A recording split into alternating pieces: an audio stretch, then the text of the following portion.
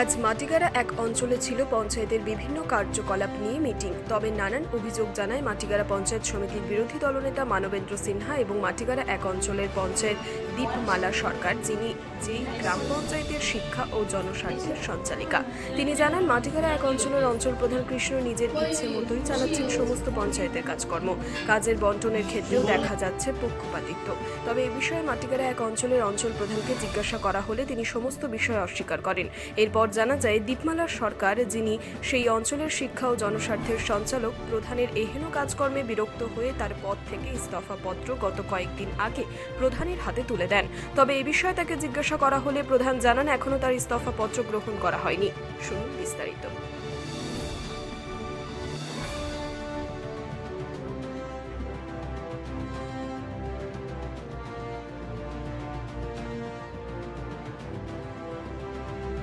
কার্যালয় আছে, সেখানে প্লাস্টিক ওয়েস্ট ম্যানেজমেন্টের এবং সাধারণ সভা মিটিং ডাকা হয়েছিল। তো আমাদের আজকে এই মিটিং সম্পূর্ণ সবার আমি একটা কথা আপনাকে বলবো যে বর্তমানে মাটিগাড়া 1 নম্বর অঞ্চল যিনি প্রধান, তিনি নিজেকে সর্বসেরা বলে মনে করেন।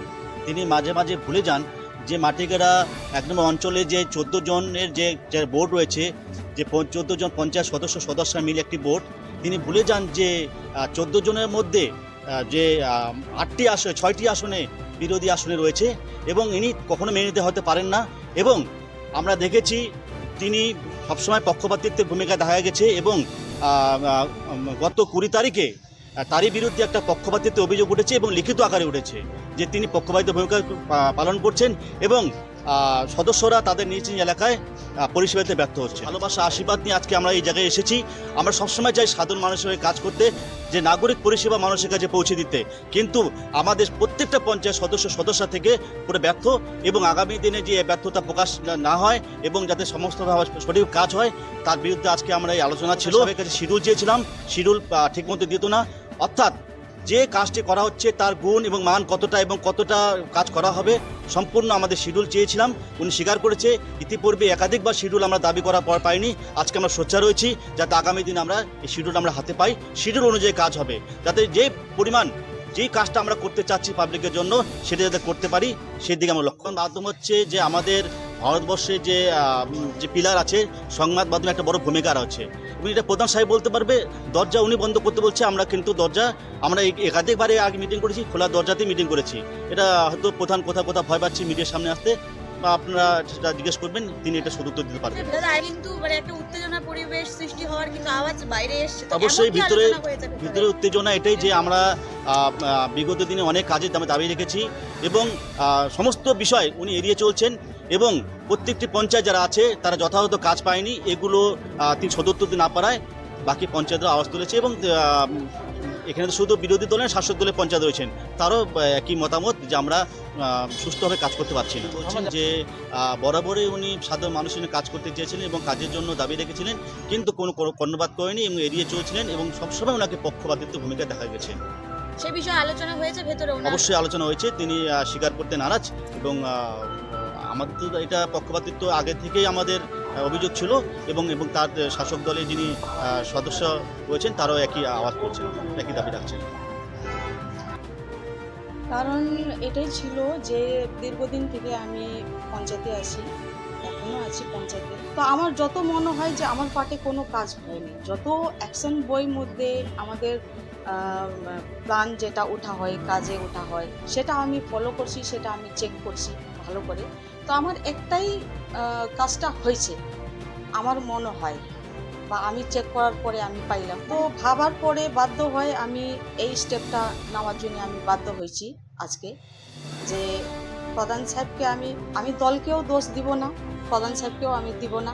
উনি কেন করলেন বলে যেটা আমি ওনাকে বলতে আসছি, উনি একটু ফলো করতেন, সেটা করলো না। বারবার আমাকে বলা হয়েছে যে আপনার পার্টে, আপনার এলাকাতে অনেক কাজ হয়েছে। লাইট বিষয় নিয়ে বলতে যাই, তখনই আমাকে বলা হয় যে হ্যাঁ কালকে আসবে, পরশুদিন আসবে, এরকম করে করে বছরে একবার আমরা লাইট চাই। আমরা বলাই বন্ধ করে দিচ্ছি লাইটের জন্য, আর বলি না। যখন দুর্গাপূজা হয় আমাদের আসে, সবে আলো চাই মানুষ রাস্তাঘাটে, ওটাই জন্য বলা হয়। তো ওটাও দেওয়ার জন্যে একটা লাইট দিবে প্রধান, ফলো করবে, সেটাও ওনার মধ্যে কিছুই। প্রধান সাহেবকে আমি বারবার বলছি যে সবাইকে মিলে একটু মিটিং করে মাসে একবার মিটিং যাইতো হইতে লাগে, কিন্তু সেসব একটা কান দিয়ে শুনলেন, অন্য কান দিয়ে ছাড়ি দিলেন। অনেক কিছু ভাবার পরে আজকে আমি এই স্টেপ নেওয়ার জন্য বাধ্য হয়েছি যে সেরকম হবে কাজ, কেন হবে না, কাজ হবে, লিখিত দাও। আমরা প্রত্যেকবার আমাদের প্যাড থাকে, একটা প্যাডের মধ্যে লিখে দিই আমরা। তো প্রত্যেকবার যখন মিটিং হয় একটাই কাজ আমি দিতে দিতে আমি মানে ফেড আপ হয়ে গেছি, এত ফেড আপ হয়ে গেছি যে আমি বোঝার জন্য বাধ্য হয়ে গেলাম যে এখানে আর হবে না, ওনাকে কিছু বলেও লাভ নেই। আপনাদেরকে যারা শুনবেন সবাইকে আমাদের মাটিগাড়া গ্রাম পঞ্চায়েতের পক্ষ থেকে অনেক অনেক অভিনন্দন, নমস্কার জানাচ্ছি। আজকে আমাদের প্রতি মাসে যেরকম সাধারণ সভা মিটিং হয় সেরকমভাবে মিটিং হয়, সেটা উনি বলতে পারবেন, ওনার ব্যক্তিগত ব্যাপার, ওটা আমার কোনো মত নেই। বিষয় আমার যতটা সম্ভব, আপনারা অনেকক্ষণ হলো দেখছেন এখানে এত সুন্দরভাবে খুব সুষ্ঠু শৃঙ্খলার মধ্য দিয়ে মিটিং হলো, কাউকে কখনো পক্ষপাতী করা হয় নাই। আমরা এখানে যা কাজ ধরলাম, এই যে আগামীতে আমরা যে স্কিমগুলো নিয়েছি, স্কিমগুলো আজকে এখানে পাস করা হলো, প্রত্যেকটা সংসদে যাতে কাজ পায় সেরকমভাবে আমরা কাজ উঠে আসলাম, সেখানে আমরা কিন্তু কাজগুলো নিচ্ছি। তাহলে পরে আমরা কারোর পক্ষপাতী বা কাউকে করিনি যে কাউকে কাজ কম দেওয়া, কাউকে বেশি দেওয়া। কোনো সংসদে জল দেওয়া হয়েছে, কোনো সংসদে রাস্তা, কোনো সংসদে ড্রেন, আবার কোনো সংসদে একটা রাস্তায় একটা ড্রেনও দেওয়া হয়েছে, সেটা আমাদের দেখতে হবে। আরেকটা বিষয়, আপনাদের শাসক দলের একজন পঞ্চায়েত সদস্য তিনি তার তরফ থেকে পদত্যাগ করছেন, কারণ তিনি নাকি কোনো রকম ভাবে কাজ পাচ্ছেন না, বা যেই পদে রয়েছেন সেই পদে যেভাবে তিনি কোনো মানুষকে সাহায্য করতে পারছেন না। পদত্যাগ কি মনে হয়, শাসক দলের উনি একজন পঞ্চায়েত সদস্য? এখন একটা কথা বলতে কি, কাজ করার তাগিদ হচ্ছে নিজেদের উপরে। আমি আমার এলাকাতে কীরকমভাবে কাজ করব, কীরকম করে জনগণের কাছে যাব, সেটা আমার সম্পূর্ণ জনগণ আমাদের যেরকম ভোট দেয়, জনগণের পাশে থেকে আমাদের কাজ করার দায়িত্ব। যে সে কাজটা যে আমাদেরকে ওই জনগণকে কোথাও কিছু পাইছে কিনা, সেই জনগণের অভিযোগ আছে কিনা, সেটা আমাদেরকে দেখতে হবে। কিন্তু জনগণের এখনও পর্যন্ত কোনো রকম অভিযোগ নেই। কিন্তু তারপরে যে সংসদে করছে পক্ষপাতিত্ব বাড়ি আছে, সবচেয়ে থেকে বেশি কাজ যদি হয় তার সংসদেই বেশি কাজ। আরেকটা বিষয় যেটা বললেন পদত্যাগের বিষয়, পদত্যাগের বিষয়টা উনি গত পরশুদিনকে একটা অ্যাপ্লিকেশন করছেন, সেই অ্যাপ্লিকেশন আজকে সাধারণ সভাতে আলোচনা করা হলো, সেখানে কোনো পঞ্চায়েতে সেটা সহমত পোষণ করলেন না, যার কারণে তার পদত্যাগপত্র গৃহীত হয়নি।